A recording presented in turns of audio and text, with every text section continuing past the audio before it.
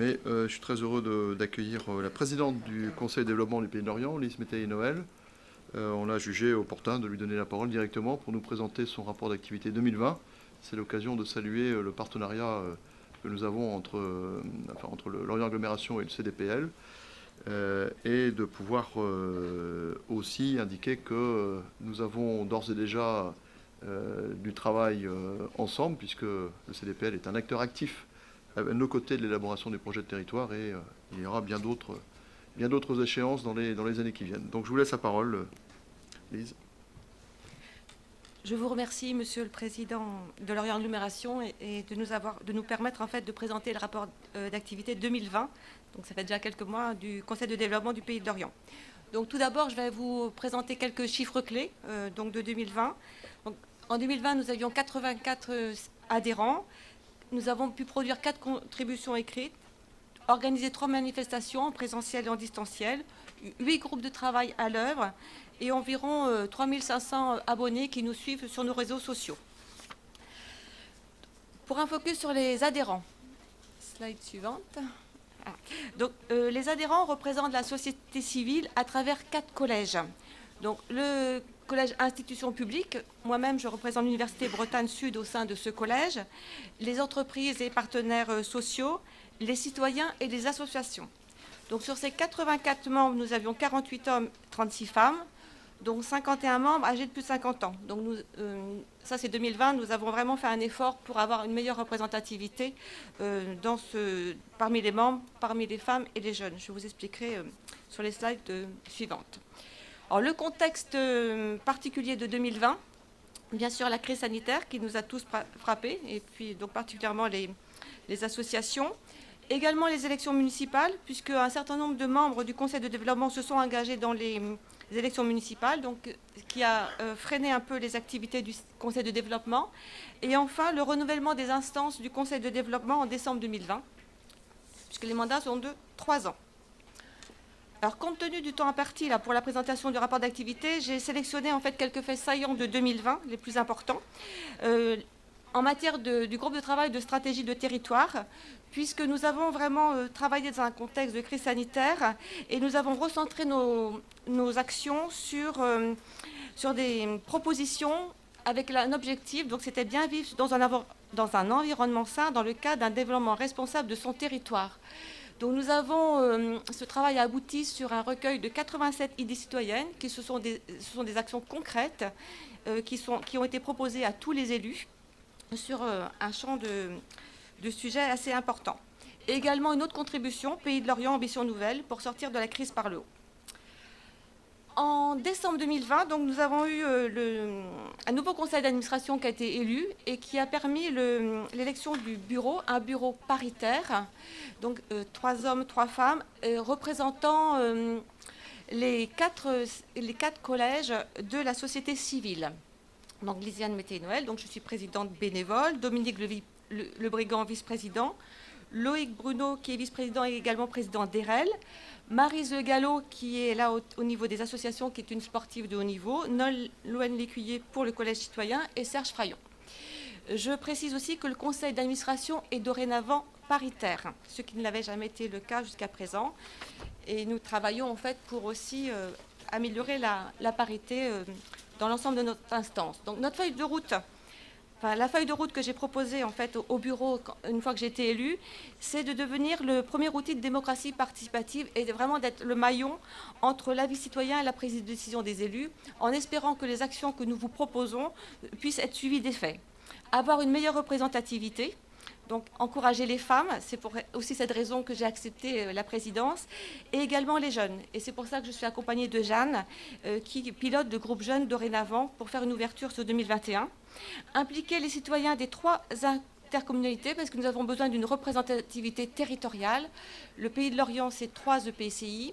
Lorient Agglomération, Quimperlé communauté de communes de Blavet, Bellevue, Océan, donc un bassin de vie d'environ 280 000 habitants.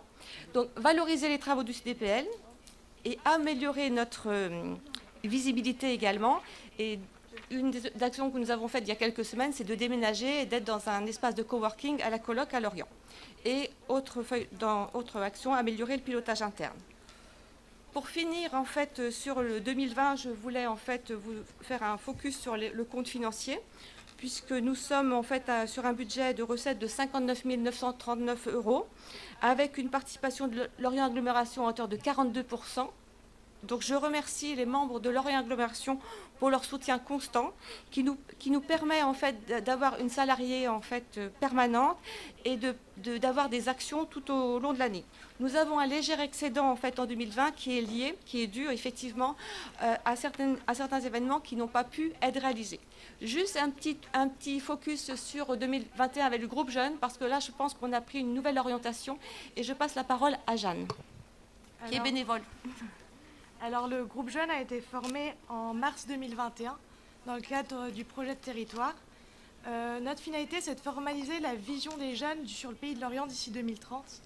Et l'objectif de nos travaux, c'est de développer l'attractivité du Pays de Lorient, garder, faire venir et revenir afin que les jeunes aient envie de s'installer et de créer sur le territoire. À droite, vous pouvez voir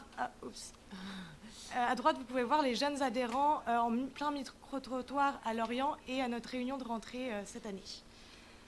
Ensuite, quand on dit jeunes, de qui parle-t-on? Donc notre cible principale, c'est les 11-15 ans et les 25-40 ans, mais notre cœur de cible reste les 15-25 ans. Nous utilisons les relais associatifs et les médias dans le cadre de nos actions. Slide suivante, s'il vous plaît. Nos réalisations depuis mars, donc nous avons établi un diagnostic concernant les forces et les faiblesses sur 11 thématiques.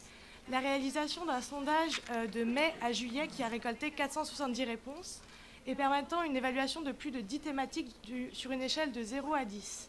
Ce qui a permis de créer un nuage de mots, un graphique radar et une liste d'idées citoyennes. Le rapport sera bientôt public et en ligne sur le site du CDPL.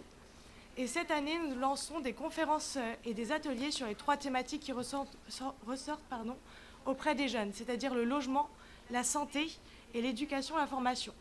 Et en plus de ça, nous mettons en place des interventions auprès des collèges et des lycées dans le cadre de l'éducation morale et civique. Voilà. Et la dernière slide, c'était voilà, pour aller plus loin. Donc, toutes nos publications sont sur le site web, les 87 IT, le rapport d'activité et également les comptes rendus de nos événements. Vous pouvez aussi nous suivre sur les réseaux sociaux et puis bien sûr venir à la colloque où nous sommes installés. Nous vous remercions de votre attention. C'était au pas de course. Merci, je pense que c'était un focus important et ça nous tenait à cœur effectivement que Lisiane Mété-Noël puisse venir avec la stagiaire présenter son rapport d'activité 2020. Je pense que c'est une bonne tradition qu'on pourra garder pour l'avenir. Moi je veux saluer la dynamique d'expression et de réflexion qui est celle du CDPL à nos côtés, aux côtés de Lorient Agglomération et notamment pour l'élaboration de nos politiques publiques, en soulignant le fait et en rappelant qu'effectivement le CDPL a accouché de plusieurs contributions importantes qui ont nourri des réflexions pour plusieurs listes aux élections municipales. Ce qui compte, c'est de faire des propositions et de voir comment elles peuvent être traduites ensuite en politique publique dans nos collectivités. C'est le cas pour certaines d'entre elles ici au stade de l'EPCI. Souligner aussi le fait que Lorient Agglomération est un partenaire financier important du CDPL, hein, ça a été rappelé. Et puis, eh bien, féliciter la mise en place de ce groupe jeune, parce que les jeunes, on le dit, ne sont pas toujours intéressés par nos débats publics, qui quelquefois sont abscons, techniques, dont ils ont du mal à voir la réelle dimension. Et c'est important pour nous de voir que c'est le sens d'ailleurs de la démarche que nous essayons d'impulser pour le projet de territoire, que les jeunes sont les premiers concernés par ce que nous faisons, parce que c'est aussi leur avenir que nous préparons dans nos collectivités respectives. Voilà, donc je pense que, en tous les cas, je vous remercie d'être venu présenter ce rapport d'activité. Est-ce que ça appelle de la part des uns des autres des remarques ou des témoignages? Non. Écoutez, ça veut dire que vous avez été tout à fait complet et que chacun a pu entendre la pertinence de votre démarche. Merci. Merci beaucoup. Merci.